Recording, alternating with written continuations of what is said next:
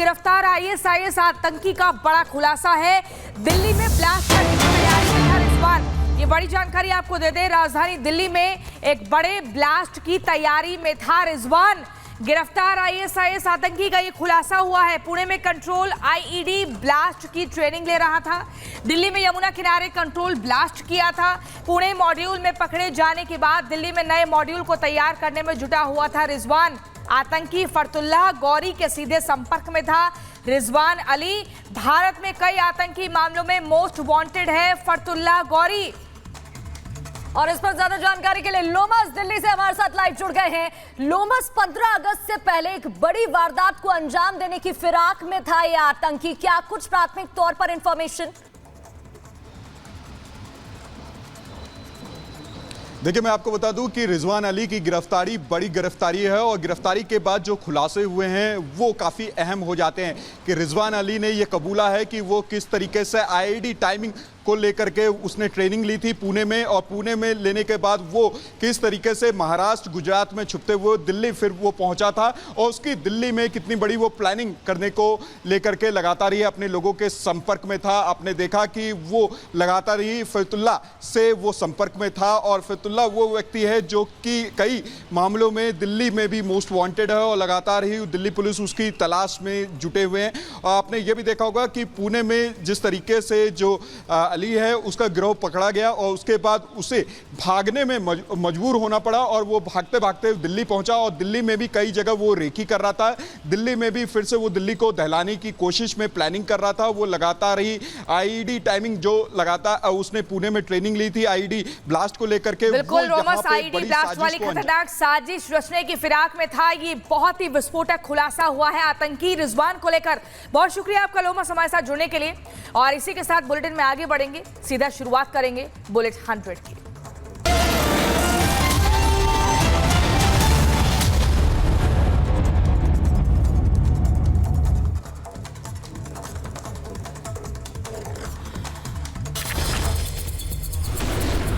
और दुबई में आग का तांडव, जहां टोयोटा डीलरशिप के गोदाम में भीषण आग लग गई। 5000 से ज्यादा गाड़ियां जलकर राख। चीन के सेंचुई काउंटी में बाढ़ के कारण डहा पुल, भयावह तस्वीरें सामने आई। ब्रिज के अंदर नहीं था एक भी स्टील बार। अमेरिका के लिंडनविले के वारमोंट शहर में बाढ़ से तबाही मची है। बाढ़ आने से 5 पुल ध्वस्त। अमेरिका की एनापोलिस में बाढ़ से बुरा हाल, सड़क पर जमा हुआ कई फुट गहरा पानी, लोगों को हो रही परेशानी। अमेरिका के मैरीलैंड में भी बाढ़ का कहर तेज है। तेज हवाओं की वजह से कई पेड़ पौधे नष्ट हो गए। अलर्ट मोड पर सरकार। अमेरिका के साउथ कैरोलिना में बाढ़ का कहर, सड़कें हुई जलमग्न। पानी भरने के कारण हजारों लोग बेघर हुए। चीन के कई शहरों में बाढ़ का कहर जारी, सड़कों पर पानी नजर आया। राहगीर और स्थानीय लोगों को हो रही परेशानी। चीन के शिनजियांग में भूस्खलन और ओलावृष्टि, सरकार ने लोगों से घरों में रहने की अपील की। मौसम विभाग ने भी जारी की चेतावनी।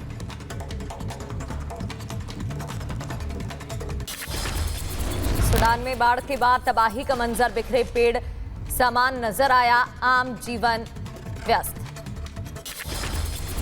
ब्राजील के साओ पाउलो में प्लेन क्रैश हुआ। विमान में सवार सभी 61 लोगों की मौत हुई।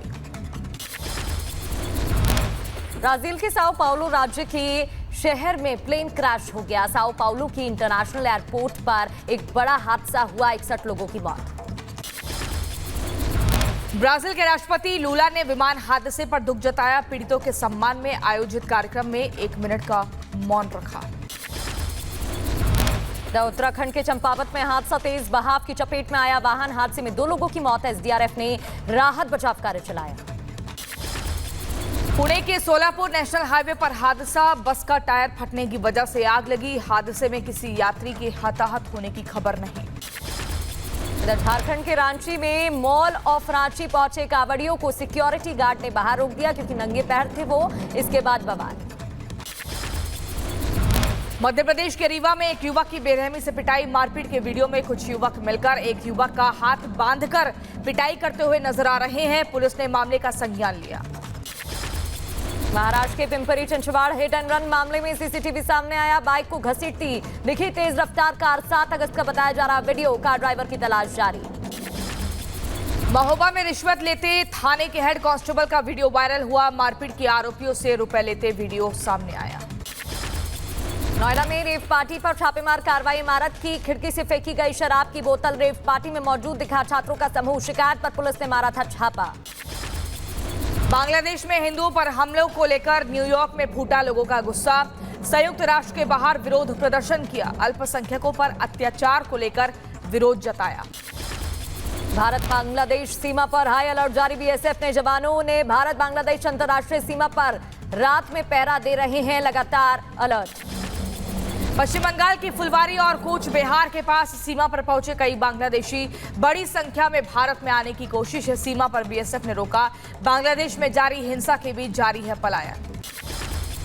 बांग्लादेश में हिंदुओं पर हो रहे अत्याचार का विरोध। बांग्लादेश में हिंदू अल्पसंख्यकों के समर्थन में जेएनयू में छात्रों ने कैंडल मार्च निकाला। शेख हसीना को लेकर बेटे सजीव वाजिद जॉय का बड़ा बयान। कहा, बांग्लादेश के इतिहास में केवल एक ही सरकार रही है जिसने बांग्लादेश के अल्पसंख्यकों को सुरक्षित रखने में खुद को साबित किया। शेख हसीना के बेटे ने राजनीति में उतरने का ऐलान किया। कहा, हम अपने देश के लिए काम करना चाहते हैं। हम बैठकर अपने देश की यह स्थिति नहीं देख सकते।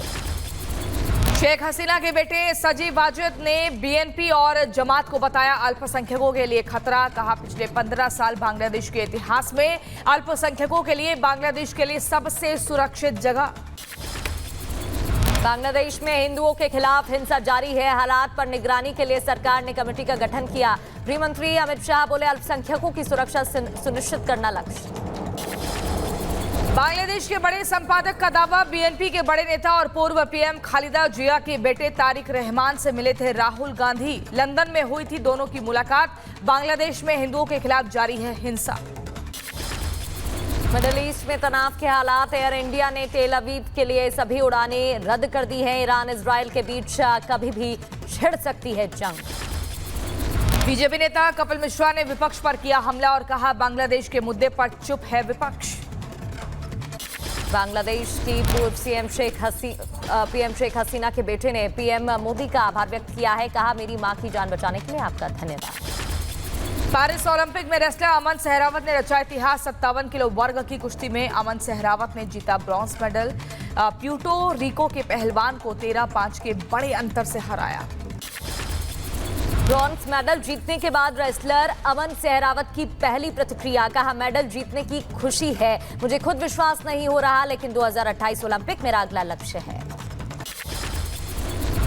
बहुत बढ़िया लग रहा है। तो मन खुद ने विश्वास नहीं हो रहा कि 3-4 दिन तो मन ने भी समझ में लगे भाई तेने मेडल जीत लिया आखिर में ओलंपिक में। यहाँ से अगला लक्ष्य तो 2028 का है और 2026 में एशियन गेम्स हैं। पेरिस ओलंपिक में भारत को मिला छठा मेडल। भारत अब तक एक सिल्वर और 5 ब्रॉन्ज मेडल जीत चुका है।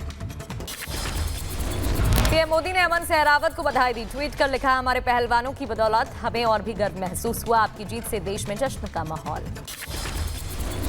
अमन सहरावत को मनु भाकर ने कांस्य पदक जीतने पर बधाई दी। ट्वीट कर लिखा, कड़ी मेहनत और समर्पण रंग लाई। आपके लिए बहुत उज्जवल भविष्य की शुरुआत। रेसलर अमन सहरावत के ब्रॉन्ज जीतने पर बोले राष्ट्रीय कुश्ती कोच वीरेंद्र दहिया। कहा, लोगों को कुश्ती से उम्मीद होती है। आज अमन देश की उम्मीदों पर खरे उतरे हैं। अमन हमारी उम्मीदों पे, देश की उम्मीदों पे खरा उतरा है और बहुत खुशी की बात है। WFI अध्यक्ष संजय सिंह ने अमन सहरावत के कांस्य पदक जीतने पर बधाई दी और कहा, अमन सहरावत उभरता हुआ सितारा है और हमें उम्मीद है कि भविष्य में ओलंपिक में स्वर्ण पदक जरूर जीतेगा। आज केरल दौरे पर जाएंगे प्रधानमंत्री नरेंद्र मोदी। वायनाड में भूस्खलन का हवाई सर्वे करेंगे। भूस्खलन से हुई तबाही का जायजा लेंगे। आपदा प्रभावित क्षेत्रों का दौरा करेंगे। राहत शिविर, अस्पतालों का दौरा होगा। मोदी कैबिनेट का बड़ा फैसला। 8 नए रेलवे लाइन प्रोजेक्ट को मंजूरी। प्रोजेक्ट की लागत करीब 24,657 करोड़। साल 2030-31 तक पूरा होगा प्रोजेक्ट से कनेक्टिविटी बेहतर होगी। पीएम जीवन योजना में संशोधन मंजूर। बंगाल में डॉक्टर के साथ रेप मामले में जांच के लिए बनी कमेटी पर अमित मालवीय ने खड़े किए सवाल। जांच में शामिल सदस्यों को लेकर कहा, सिर्फ दिखावे के लिए जांच हो रही।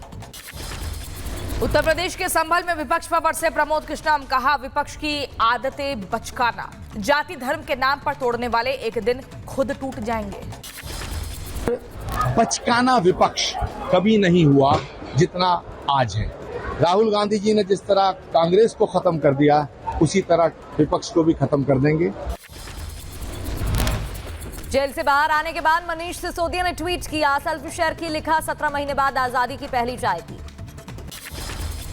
जमानत के बाद आज हनुमान मंदिर में दर्शन करेंगे मनीष सिसोदिया। राजघाट जाकर बापू को भी श्रद्धांजलि देंगे। आम आदमी पार्टी दफ्तर जाने का भी कार्यक्रम। जेल से बाहर आने के बाद मनीष सिसोदिया ने ट्वीट किया, लिखा 17 महीने बाद आजादी की पहली चाय पी है।